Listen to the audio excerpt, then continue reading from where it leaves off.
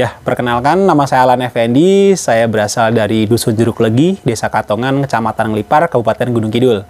Saya memiliki usaha yaitu namanya Monvera Sejati yang bergerak di bidang budidaya sekaligus pengolahan aloe vera atau lidah buaya menjadi beberapa produk makanan dan minuman, terutamanya produk minuman. Usaha ini sudah saya inisiasi, saya bentuk semenjak tahun 2014. Hingga akhirnya pada tahun 2016 saya memiliki produk rintisan pertama kali dari aloe vera, yaitu berupa minuman. Nah, seiring perkembangannya, alhamdulillah dari mulai awal mula pembentukan produk pertama rintisan tersebut, makin kesini makin banyak inovasinya, makin banyak varian produknya, dan juga alhamdulillah di tahun 2017 sudah bisa memberdayakan beberapa petani mitra plasma yang fokusnya mereka secara rutin saya ajari cara budidaya aloe vera, seperti apa cara perawatannya, hingga akhirnya mereka bisa panen, dan saya memiliki kewajiban untuk memastikan penyerapan hasil panen dari kesemua mitra yang telah tergabung dalam kalau saya bentuk itu namanya KWT atau Kelompok Wanita Tani Monvera Agrotech. Monvera Sejati terbentuk karena pertama keinginan saya kembali kampung halaman, terus juga ingin memiliki usaha yang bergerak di bidang pertanian yang sesuai atau cocok dengan kontur alam Gunung Kidul yang notabene terkenalnya panas, gersang, kurang air, dan para petaninya hanya mengandalkan pertanian tada hujan. Jadi ketika masuk musim kemarau ya pertaniannya macet. Hampir mungkin tidak ada penghasilan dari pertanian. Mungkin bisa tanami singkong, cuma singkong yang notabene tanaman yang dikenal di Gunung Kidul ternyata dari segi hasil jualnya itu tidak maksimal. Bayangkan singkong itu per kilonya saja hanya Rp1.000, dan itu mungkin bisa menjadi sebuah kontras ya. Gunung Kidul terkenal singkong, ternyata singkongnya tidak bisa mengangkat perekonomian masyarakat Gunung Kidul. Nah, itu mungkin menjadi problem awal keinginan saya untuk segera kembali kampung halaman, namun memiliki kegiatan atau usaha di bidang pertanian yang bisa berdampak atau bermanfaat bagi masyarakat sekitar dan juga cocok terhadap kontur alam Gunung Kidul. Dan singkat cerita terpilihlah aloe vera atau lidah buaya. Yang pertama, aloe vera cocok di lahan kering, tahan terhadap suhu ekstrim, menghendaki sinar matahari yang sangat intens pagi sampai sore, dan yang paling terpenting aloe vera memiliki potensi nilai ekonomis yang cukup tinggi karena aloe vera masuk 4 industri besar sekaligus. Ada kosmetik, ada farmasi, ada pertanian menjadi bahan baku pupuk POC di pabrik besar ya. Lalu berikutnya ada industri olahan makanan minuman. Dan alhamdulillah saya bisa mengolah aloe vera menjadi produk makanan dan minuman. Dan itu salah satu beberapa alasan saya kenapa memilih lidah buaya sebagai komoditas yang saya geluti.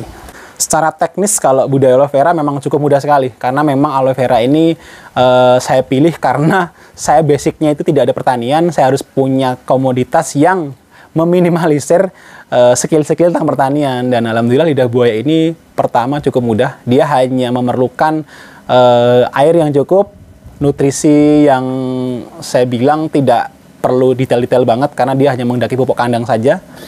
Pertama, dia penanaman melalui tunas. Jadi setiap aloe vera biasanya di umur 3 bulan itu sudah bertunas. Anakan itu yang kita ambil sebagai bibit.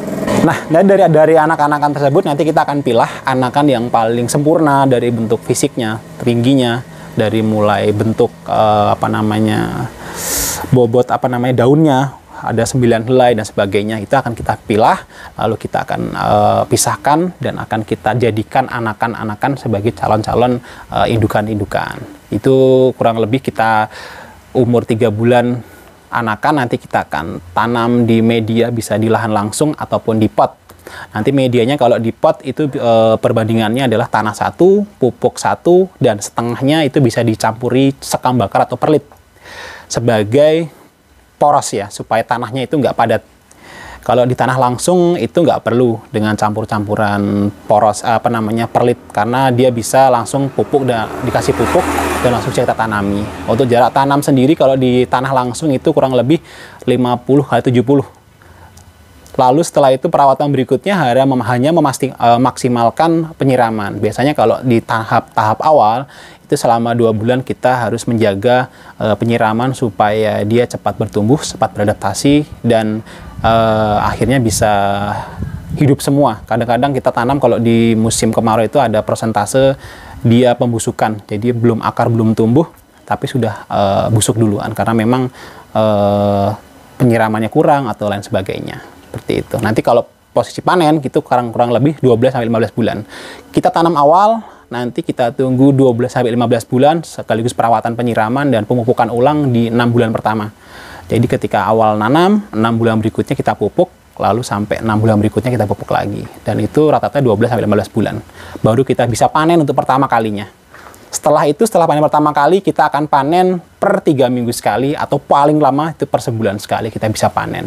Dalam satu tanaman, kita bisa panen 1-2 pelepah, maksimal 3 pelepah, tergantung nanti individu tanaman seperti apa. Biasanya ciri-ciri bisa dipanen itu kan daunnya sudah paling bawah itu 1, 2, 3 saf itu sudah merekah sempurna, sudah berat ya, sudah sampai hampir menyentuh tanah, seperti itu.